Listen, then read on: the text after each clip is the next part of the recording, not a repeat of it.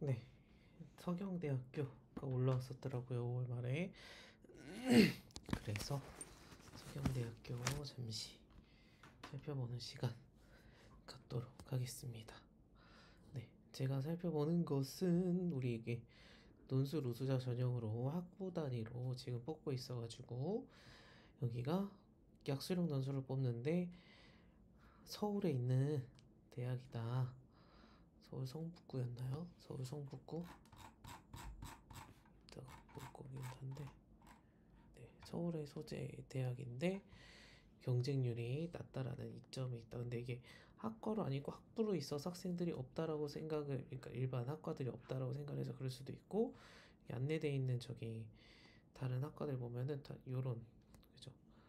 네, 요런 계열들만 보여가지고 이쪽으로 뭐 이 계열 학과만 있는 건가라고 생각하는 분들이 있어서 그럴 수도 있을 거라는 생각이 들긴 해요.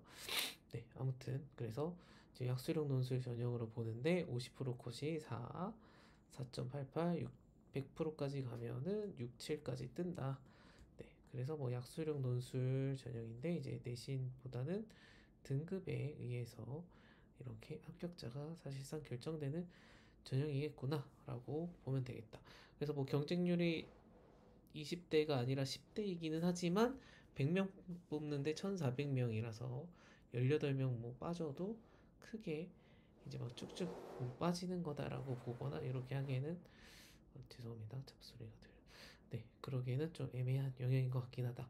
근데 우리가 일반 교과 우수자로 이제 봤을 때 이렇게 이 전형들을 봤을 때는 우리가 여기 5, 6등급대 친구들이 쓸 수 없는 컷이다 라는 거. 네, 그래서 우리 서울권 대학이다 보니까 약수령 논술로 도전할 수밖에 없는데 도전을 했을 때 요 결과값들을 보여주고 있으니 상명대도 낮은 등급 친구들이 합격을 했죠. 합격하기는. 그래서 우리 그 다음에 어디냐 36대도 그렇고 그거를 봤을 때는 우리가 가능성은 있다. 가능성이 높다라는 취지는 아닌 거예요. 가능성이 있다. 근데 가능성이 있는 와중에 여기가 경쟁률이 그래도 앞자리가 10이잖아요. 앞자리가 1이잖아요. 그래서 경쟁률 수치상으로도 가능성이 있는 전형이라고 가장 있는 전형이라고 저는 개인적으로 생각을 한다. 다른 약수령 논술 전형은 경쟁률이 워낙 높다 보니까 인서울권에서도 그죠. 워낙 높다 보니까 그거 생각하면은 우리가 네, 서강대학교를 목표로 해서 약수령 논술 써보는 카드로 생각하는 게 네, 나쁜 전략은 아니지 않겠는가라고 생각을 하는 여기는 실기니까. 그래서 뭐 우리 정시로 그냥 가는 거 봤을 때도 보면은 영어 등급이 네 요렇다. 그래서 우리 저기 합격한 친구들 5등급, 6등급 친구들이 영어 2등 여기 등급이 나오진 않겠죠. 그러니까 정시로 그냥 준비한다고 해서 쉽게 갈 수 있는 쉽게 그러니까 정시로 도전을 하려면 정시도 엄청 빡세게 공부를 해야 되는 영역이긴 하다라는 거. 그래서 약수령 논술을 늘 할 때 이제 국어도 하고 우리가 수학도 하는데 그래서 국어 수학만 하는 게 아니라 대학교 가서 할 영어까지 해서 세 과목 공부하면서 정시까지 보고 네, 준비하는 전략도 나쁘지 않다라는 생각을 개인적으로 합니다. 근데 진짜 정시까지 갔는데 네, 저는 그래도 영어는 듣기를 해결을 하고 듣기 공부하면서 단어를 외우면 암기 과목으로서 어느 정도 등급을 3까지는 그래도 학생들이 확보할 수 있는 절대평가 과목이라고 생각하는 입장에 있다 보니까 네, 그 관점에서 보면은 영어 3을 맞추고 여러분들 약수령 논술하니까 수원 수투를 열심히 해서 수리 등급을 좀 올리면 3 그런가? 올려서 4까지 간다고 치면은 네, 탐구 과목까지 하면 또 선택지가 늘어날 수 있지 않을까라고 생각이 들어서 그래서 자꾸 저는 정시까지 조금 그래도 고려하는 수시 전략을 쓰시는 게 좋지 않겠나라고 늘 말씀을 드리는 건데 학생들은 수시로 끝내고 싶어 하니까 그래서 어쨌든 수시로 끝내고 싶다면 서울에 있는 대학교 중에서 여기가 가장 저는 경쟁률이라든지 그런 게 괜찮다고 생각이 든다.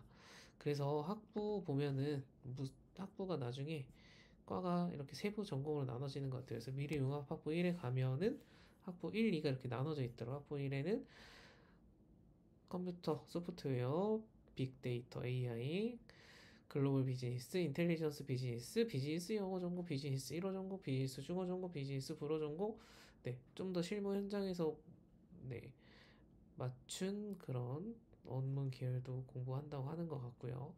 그 다음에 미래융합부 2에는 인텔리전스 디바이스, 컴퓨팅, 공공행정, 도시계획공학, 아동청소년교육, 토목, 환경, 화학, 공학, 경찰행정 전공. 그죠? 그리고 자유전공은 2학년 때 여기 내에 있는 전공 분야를 네, 거기서 선택이 가능하다라고 되어 있습니다. 그러니까 만약에 자율전공으로 쓰는 친구분들이 아니면 미래융합학부 1, 2에서 내가 어떤 학부로 쓸 것인지를 그래도 네, 요 세부 전공 학과를 보고선 네, 염두를 해두시고 써야 되겠다. 왜냐면 경쟁률이라든지 이런 게 큰 차이가 있는 것은 아니니까. 만약에 나는 특별히 학부를 선택 못하겠다면 자율전공으로 해서 하셔도 상관은 없는 거겠죠. 경쟁률 자체는. 네, 그래서 합격한 내신이라든지 경쟁률이 이런 추이를 보이고 있으니 약수령 논술을 준비하고 계신 분들께서는 성경대학교도 생각을 해보시면 괜찮지 않을까라고 생각을 하고 있습니다. 개교 70주년이 된 학교입니다. 개교 70주년 된 학교. 그리고 서울에 있고요. 주소가 밑에 뜨지 않나요? 여기 있네요. 서울 여기 어디야? 네, 있어요. 여기 있어요. 네, 그렇기 때문에 인서울입니다. 국민대 근처에 있는 국민대도 약수령 노슬 보는데 둘 다 약수령 노슬 보는 대학이 붙어 있구만요. 네, 그래서 학부 단위로 되어 있어서 세부 전공이 안 나와 있으니 학부 내에 있는 세부 전공을 꼭 보시고 네, 어느 학부 1로 쓸지 학부 2로 쓸지도 네, 하셔서 고민을 하셔서 네, 쓰시기 바랍니다. 근데 학부 1인 학부 2에서 경쟁률 차이는 없는데 인원 뽑는 게 조금 차이가 있어요. 그리고 뭐 내신에서도 크게 차이가 없다고 봐야 되겠죠. 네, 없다고 봐야 되겠다. 네, 그래서 오늘은 서경대학교 약수령 논술 대학 중에 하나고 서울에 있는 대학이고 하기 때문에 여러분들이 네, 학부 단위로 모집해서 어떻게 보면은 나는 무슨 전공을 해야 될지 아직 모르겠다는 친구분들에게 네, 자율전공부 같은 데 가면은 더 많은 선택지에서 2학년 때 세부 전공을 선택해서 할 수가 있다라는 거잖아요. 그러면 네, 좀 더 고민할 시간을 갖고 공부를 1년 동안 할 수 있으니까 그런 부분도 고려해서 생각을 해보시면 좋을 것 같습니다.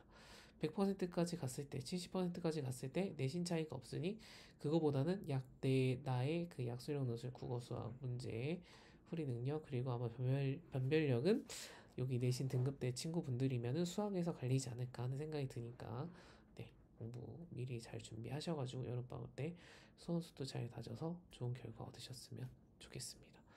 그래서 정시컷까지도 고려한 네, 수시 전략 꼭 세우시고 미리 세우셔서 기말고사 끝나고 이제 2주, 3주 남았잖아요. 기말 끝나고 손을 놓는 게 아니라 기말고사 끝나고부터가 이제 수시 시험 준비, 대입 시험 준비를 시작하는 거니까 네, 힘들겠지만 남은 올 한 해 기간 동안에 할 수 있는 최선을 다할 수 있도록 힘내시기 바랍니다.